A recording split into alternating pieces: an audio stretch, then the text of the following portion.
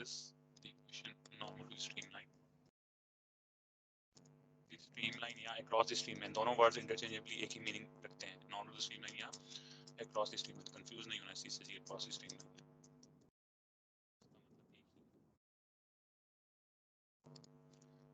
Applying some simplifying assumptions on this equation,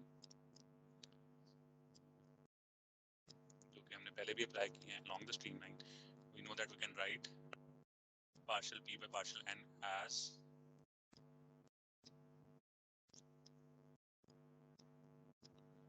dp by dn, right?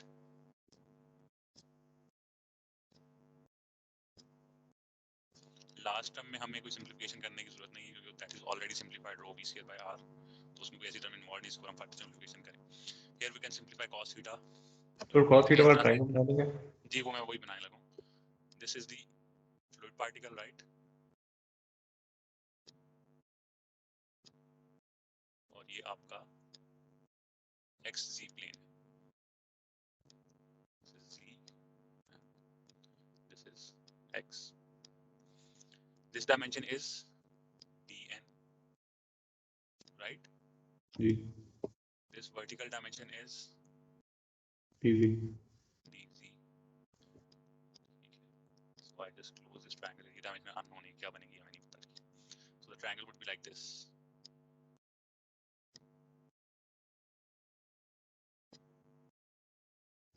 Theta dn dz, right? So यहाँ से cos theta क्या होगा? dn by dz.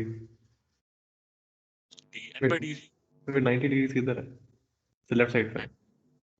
90 degree आपका ये जो dz के साथ जोड़ रही है लाइन, ये होगी. ऐसे ही ठीक. ठीक है. ये वाली लाइन जो है, सॉरी अगर थोड़ी सी मैं टेढ़ी बना रहा हूँ तो ड्राइंग में ये वाली 90 डिग्री से, ठीक है. क्या होगा cos theta? dz by dn. dz by dn, ठीक है. Base by hypotenuse, cos theta would be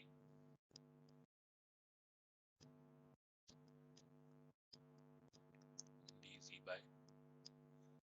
dn. Further simplification equation हम रो को जो है वो थ्रू आउट कॉमन ले लेंगे, ठीक है. तो अगेन मेरे को फर्दर सिंप्लीफिकेशन आ जाएगी हमारे पास. तो हम just rewriting the equation minus dp by dn और इसके साथ हम लिखेंगे 1/रो भी, ठीक है. रो हमने कॉमन ले लिया अभी. इसको हमें रो को लेफ्ट साइड लिखना चाहिए मैथमेटिकली, थोड़ा सा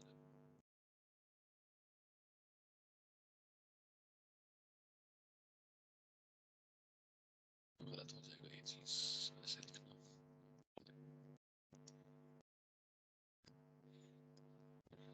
ऑल्सो अंडरस्टैंडिंग में चीजें बहुत सिंपल लगती हैं, बट मैथमेटिकली लिखते हुए अगर मैं 1/रो इस तरफ लिखूं, इसका मतलब मैं उसका फंक्शन दोबारा से अप्लाई नहीं कर सकता. ऑल्सो मुझे अंडरस्टैंडिंग है, बट मैथमेटिकली उसको करेक्ट लिखने के लिए हमें इसको लेफ्ट साइड पे लिखना पड़ेगा, ठीक है. -1/रो minus g into dz by dn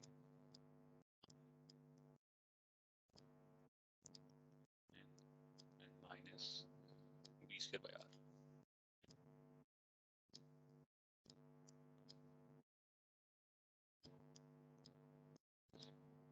Again, we can see that the acceleration normal to the streamline है, that is dependent on the force difference of pressure force and the weight force, ठीक है. और किस वक्त weight की force contribute नहीं करेगी acceleration में?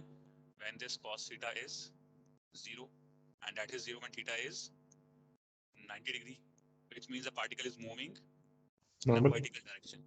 ना vertical direction along the normal, ऐसा ही है. जी सर. So the weight की force contribute नहीं करेगी and theta is 90 degree. जी. समझ आ गई बात? Yes sir. So further write down the solution.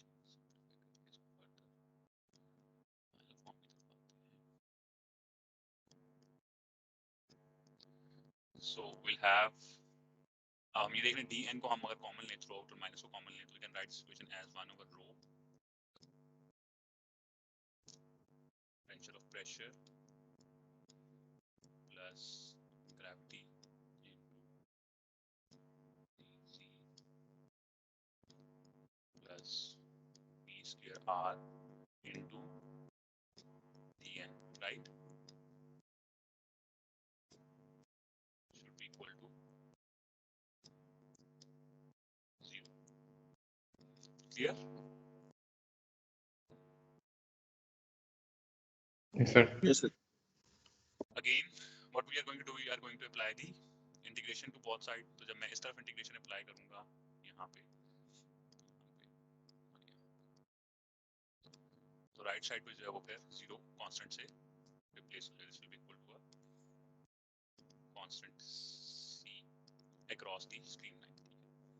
This is constant c across the streamline.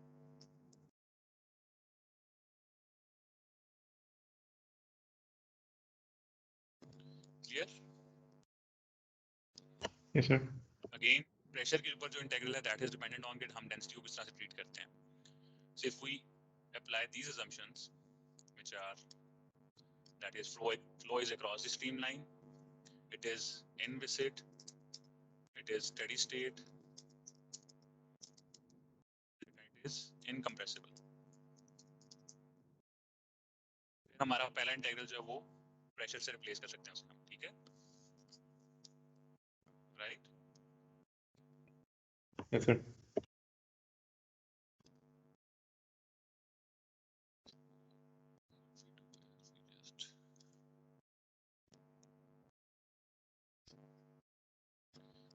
Right, P by rho.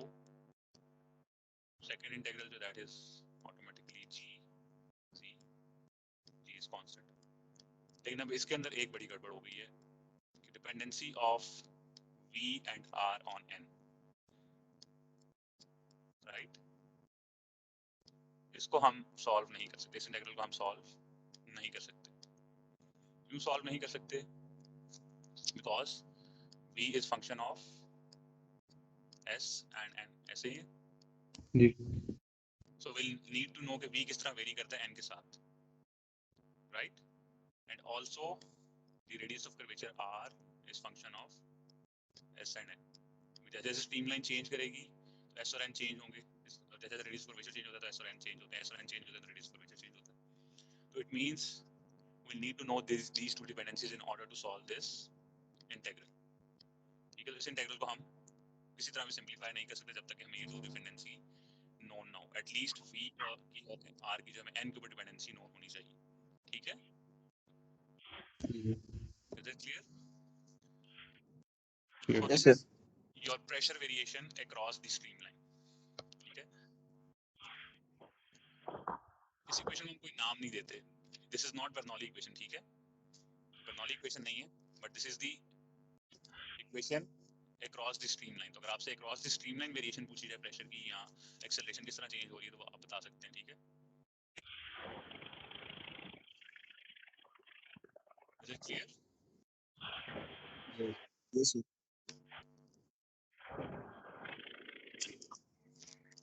Okay, अब आ जाते हैं फिजिकल इंटरप्रिटेशन पे. फिजिकल इंटरप्रिटेशन क्या है बर्नौली इक्वेशन की और उसके अंदर जो टर्म्स हैं उनका क्या मतलब है. ठीक है, there are different ways to write Bernoulli equation. आपने डिफरेंट फॉर्म्स में देखी होगी. मैं ये बंद कर दूं बोर्ड जी, इस पे कोई चीज समझने की तो नहीं, किसी कोई क्वेश्चन तो नहीं है? Yes, sir. So I will be writing Bernoulli equation as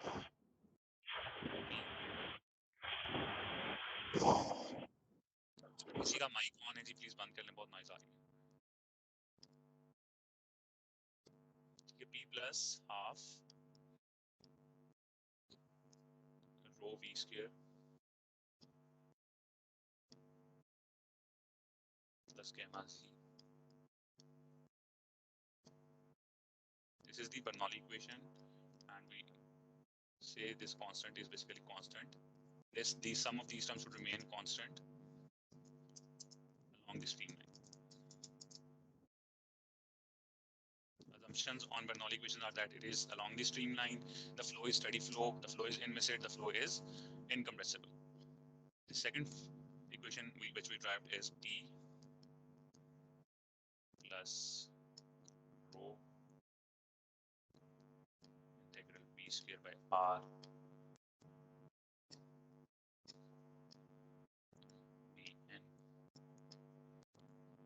plus gamma z equals to constant across the streamline. Sum of these three terms should be constant across the streamline or normal to the streamline. ठीक है, इन दोनों equations की derivation हमने की, हमने देखा कि क्या क्या असम्पशंस क्यों क्यों अप्लाई की जाती हैं, इस वजह से हम इन रिजल्ट्स पे पहुंचते हैं. हम फिजिकली जो टर्म्स हमारे सामने लिखी हुई हैं वो क्या है, ये असम्पशंस हमने रख दी कि ये इक्वेशंस के अंदर जितनी भी टर्म्स हैं हमने जो जिस फ्लो के लिए, that is the flow steady state flow, the fluid is inviscid and incompressible. लेकिन इन रियलिटी, इन प्रैक्टिस जो भी हम प्रॉब्लम सॉल्व करेंगे या जो भी हमारे पास प्रॉब्लम्स आती हैं, ये सारी की सारी असम्पशंस वहाँ वैलिड नहीं होती. जैसे कि हमने पहले बात की थी कि इनविसिड फ्लो जो है वो आइडियल फ्लो है, there is no fluid having zero viscosity. ठीक है, तो इस तरह किसी ना किसी असम्पशन की हमें वायलेशन मिल ही जाती है. लेकिन ये इक्वेशंस इतनी सिंपल हैं, सॉरी, ये इक्वेशंस इतनी सिंपल है कि हमें किसी ना किसी तरह इनसे कोई अप्रॉक्सीमेटेड रिजल्ट्स मिल ही जाते हैं. तो ये इक्वेशंस हमें मिली किस तरह? We got this equation by the integration of equation of motion along the streamline and normal to the streamline. ऐसे ही है. अब इसमें जो पहली टर्म है, अगर हम हर टर्म को देखें तो बाय डायमेंशनल होमोजेनिटी हर टर्म को क्या रिप्रेजेंट करना चाहिए? जो बर्नौली इक्वेशन है इसमें हर टर्म को अगर हम डायमेंशनल होमोजेनिटी के लिहाज से देखें तो every Newton term is per a metre term, square. Newton per metre square pressure है, तो each of yes these sir. Terms is a pressure. P is pressure, half rho v square is a pressure, gamma z is a pressure. जो P है इसको हम कहते हैं static pressure. तो आपने याद रखना P is static. P is called static pressure. Half rho v square, this is called dynamic pressure.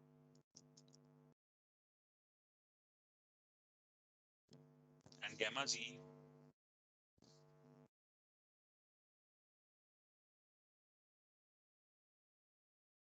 is called the head or the elevation. It is called the elevation head or the elevation pressure. ठीक है? It is called the elevation pressure.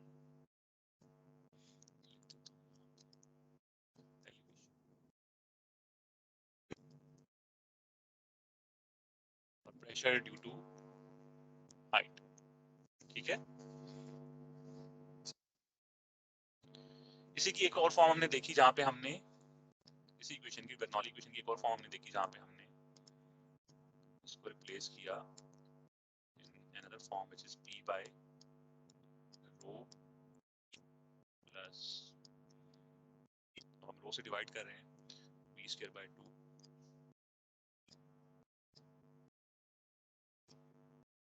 plus gz plus z equals to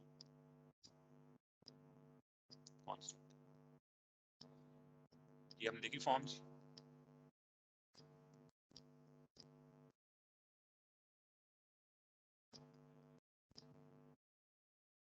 ठीक है, ये form clear कैसे आ रही है? हम density से थ्रू आउट डिवाइड कर रहे हैं, डेंसिटी एंड ग्रेविटी से, गैमा से डिवाइड कर रहे हैं थ्रू आउट इस इक्वेशन.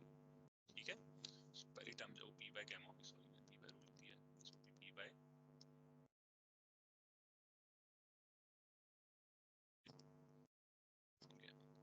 ठीक है. अब इस टर्म, इस डायमेंशनल होमोजेनिटी के तौर पे अगर इस इक्वेशन को देखें तो ये क्या रिप्रेजेंट कर रही है? बस मीटर, ये जो भी मीटर्स के मिला. यूनिट्स हैं, हर टर्म जो मीटर्स के यूनिट्स रिप्रेजेंट कर रही है. सही है. जी सर. तो हमने पहले ही बार जो मीटर्स में यूनिट उनको हम कहते हैं क्या कहते हैं? हेड कहते हैं. ठीक है, हमने पहले ही पढ़ा था कि अगर हमारे पास एक अमाउंट ऑफ प्रेशर है उसको हमने किसी हाइट में चेंज करना तो we will convert it into that head. So p by gamma is representing your static head, v square by 2g is representing your dynamic head, and z is representing your elevation head. The sum of these three heads should be equal to the total head, right? ठीक है, समझ आ गई? p by gamma is static head, v square by 2g is elevation head या velocity head, इसको velocity head भी कहा जाता है, and z is your elevation head. Clear? Another form is p by rho. ये सारी फॉर्म्स बर्नौली इक्वेशन के लिख रहा हूँ. p by rho plus half plus v square by 2g,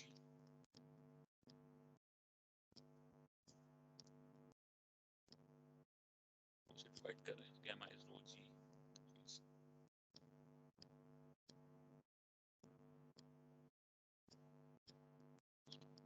constant जी। ये इक्वेशन क्या यूनिट्स रिप्रेजेंट कर रही है?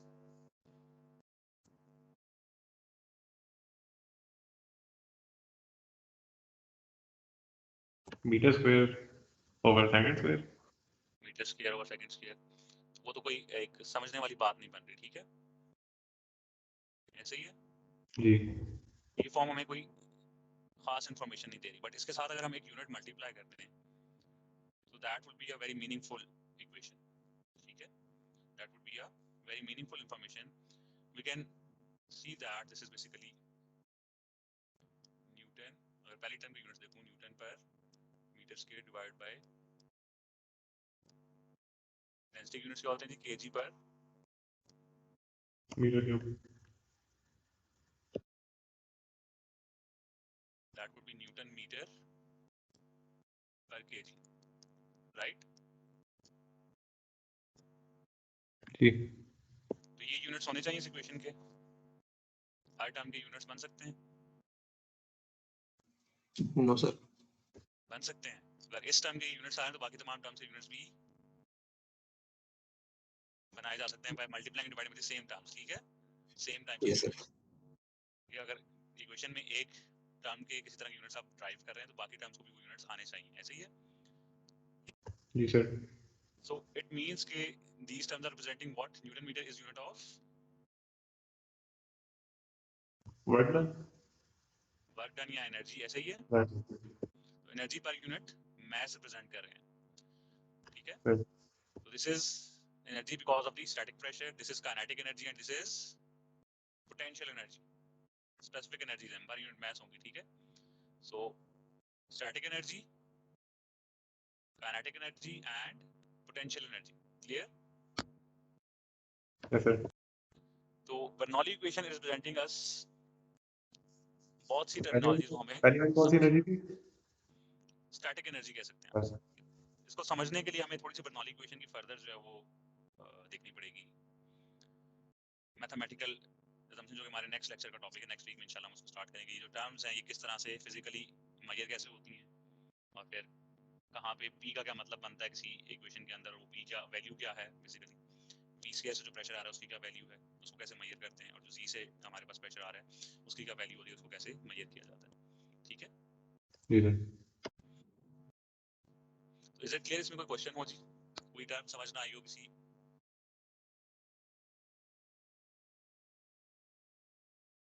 हेड का बता देंगे? देखिए इसको ऐसे समझते हैं, आपके पास थोड़ा सा इसको, यू हैव अ डैम, ठीक है,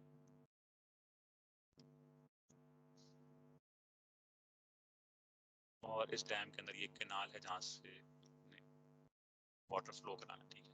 यहाँ पे गेट है और ये डैम फिल्ड है किसी इस लेवल तक, लेवल जी तक।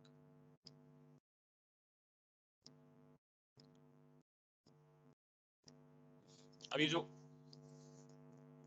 वाटर लेवल है, स्टैटिक फ्लूइड खड़ा हुआ है, इसका प्रेशर किस इक्वल है जी?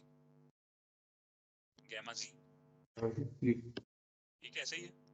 जी हमने फ्लूइड स्टैटिक्स के अंदर पढ़ा कि गैमा जी को हम एक हेड में कन्वर्ट कर सकते हैं। That head would be basically representing के अगर मेरे पास इतना प्रेशर है तो उसके लिए कितना फ्लूइड लेवल मुझे चाहिए, ठीक है। That is basically because of the elevation of the fluid, तो इसलिए उसको हम कहते हैं एलिवेशन हेड। तो ये जो एलिवेशन वाली टर्म है हियर जी, दैट रिप्रेजेंट्स के कितनी हाइट पे फ्लूइड आपने स्टोर किया हुआ है, सर। और हाइट के साथ जो energy associated that is basically potential energy, ऐसे ही है। जी इनहेरेंटली इस हाइट के साथ एक और चीज एसोसिएटेड है कि ये जो वाटर है या जो फ्लूइड है ये इस डैम वॉल पे कुछ प्रेशर एक्सर्ट कर रहा है। दैट जी is the property of this fluid. किसी भी फ्लूइड की प्रॉपर्टी है वो अपनी सराउंडिंग्स पे जो प्रेशर एक्सर्ट करता है, जैसे एयर है तो अपनी सराउंडिंग्स पे एटमॉस्फेरिक प्रेशर एक्सर्ट करती है, तो that is the static pressure.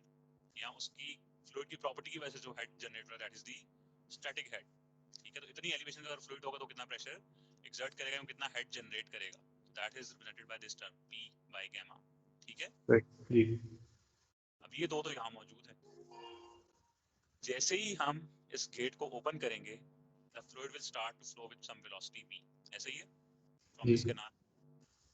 Now the pressure head and the elevation head are converted into velocity, ऐसे ही है। जी sir, So that is called the dynamic head या velocity head। तो जो ठीक है, velocity इतने हेड क्योंकि इतनी हाइट पे जब फ्लूइड को छोड़ेंगे तो एक खास तरह की वेलोसिटी जनरेट होगी, खास वैल्यू जनरेट होगी, we know that that is the dynamic head, ठीक है, समझ आ गई बात।